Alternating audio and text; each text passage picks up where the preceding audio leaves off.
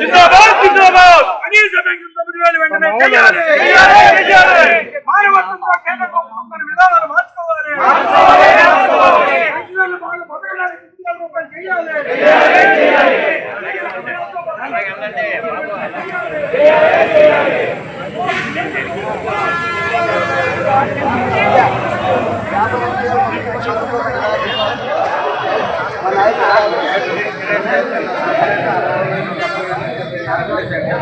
पूरा जुड़ो तो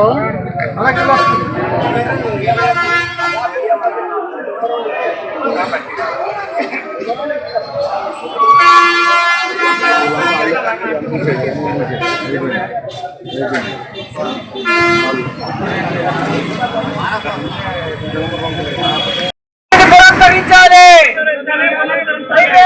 పురస్కరించాలి అందరికీ రేషన్ కార్డు ఇవ్వాలి అందరికీ రేషన్ కార్డు ఇవ్వాలి అందరికీ ఆరోగ్యశ్రీ కార్డు ఇవ్వాలి అందరికీ ఆరోగ్యశ్రీ కార్డు ఇవ్వాలి రాష్ట్ర ప్రభుత్వం సామాజిక పెన్షన్ కలిగి ఇవ్వాలి సామాజిక పెన్షన్ ఇవ్వాలి ఇవ్వాలి రాష్ట్ర ప్రభుత్వం సామాజిక పెన్షన్ పెన్షన్ కలిగి ఇవ్వాలి పెన్షన్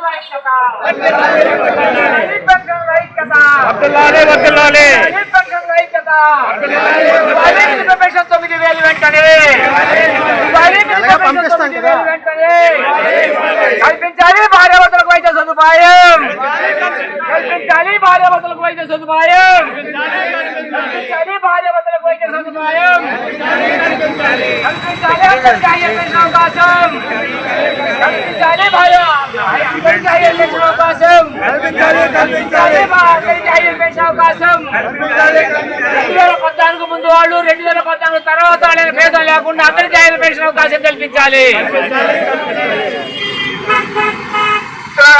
మన చిన్న నాయకులు జిల్లా నాయకులు మనకి కనకేశ్వరరావు గారు గురించి మాట్లాడతారు.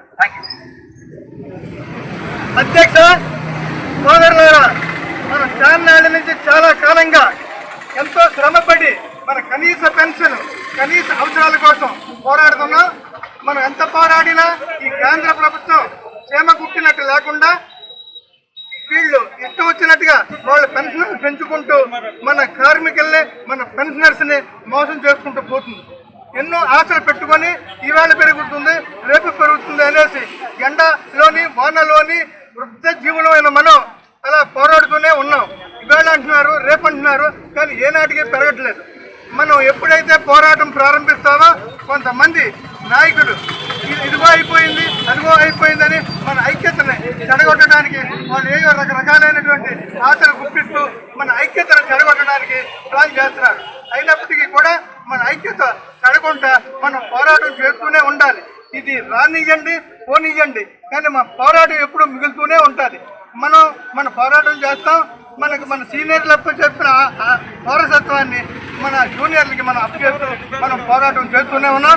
ఈనాటికి కాకపోతే ఏనాటికైనా ఈ పెన్షన్ పెంచుకోవడానికి రకరకాల పోరాటాలు చేస్తూనే ఉంటామన్నది మన పెన్షనర్ సోదరులకి మనం మనవి చేస్తూ ఎంతైనా ఈ కార్యక్రమాన్ని కొనసాగిస్తూ ఉంటామని మనం చేస్తూ ఉన్నాం. పెన్షనర్ ఐక్యత, పెన్షనర్ ఐక్యత, పెన్షనర్ ఐక్యత. పోరాడుతూనే ఉంటాం, పోరాడుతూనే ఉంటాం. మన కనీస పెన్షన్ పెంచుకోవడానికి పోరాడుతూనే ఉంటాం. వద్దల్లాలి పెన్షనర్ ఐక్యత, వద్దల్లాలి పెన్షనర్ ఐక్యత, వద్దల్లాలి పెన్షనర్ ఐక్యత. సగం పెట్టి సగం మెడతారు సాగుతుంది. ఆ సాగుతున్నా ఉంది. పెన్షన్ వల్ల ప్రతి ఒక్కరికి అది వర్తింపు చేయాలి. అది దౌర్భాగ్యం ఏంటంటే మరి ఆ రోజున సుప్రీంకోర్టు ఎలా ఇచ్చారో అర్థం కాలేదు. మరి ఏదికి పొప్పాడు పట్టాడో అనేది నాలుగు పట్టారో అంటే నాకు తెలియదు. అలాగే ఇంకోటి ఏంటంటే ప్రధానంగా రాష్ట్ర ప్రభుత్వం ఇలా పావర్టీ కింద ప్రకటించిన రాయితీలు 10,000 రూపాయలు లోపల వచ్చిన ఇలా పావర్టీ కింద వస్తారు రాష్ట్ర ప్రభుత్వం. ఆ బిలో పావర్టీ వచ్చిన వాళ్ళందరికీ రాయితీలు ఇస్తున్నారు ప్రభుత్వం, రాష్ట్ర ప్రభుత్వం. అలాగే మన ఏదైతే EPS 95 పెన్షన్స్ ఉన్నారో వాళ్ళకు కూడా బిలో వాళ్ళకి ఆరోగ్యమైనా లేదంటే పెన్షన్ అయినా లేదా రాష్ట్ర ప్రభుత్వం పెన్షన్ అయినా కల్పించాల్సిన బాధ్యత ఆ రాష్ట్ర ప్రభుత్వం ఉంది.